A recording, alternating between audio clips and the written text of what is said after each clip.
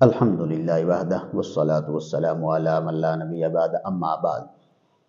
ایک عورت ہے، اس نے روزہ رکھ لیا ہے، اب سحری کے بعد یا دن کو کسی بھی وقت اس کو ماہواری آ گئی تو اس کے روزے کا کیا حکم ہے؟ تو یاد رکھیے اس کا جواب یہ ہے، اگر کسی عورت کو صبح و صادق کے بعد، سحری کے بعد جو ہی اس نے فجر کی نماز پڑھی تو اس کو ماہواری آ گئی، حیض کا خون آ گیا، تو اس صورت میں اس کا روزہ ٹوٹ جائے گا۔ اب دن کو ظہر کی نماز پڑھی یا کسی وقت بھی اگر اس کو حیض کا خون آیا تو اس صورت میں اس عورت کا روزہ ٹوٹ جائے گا۔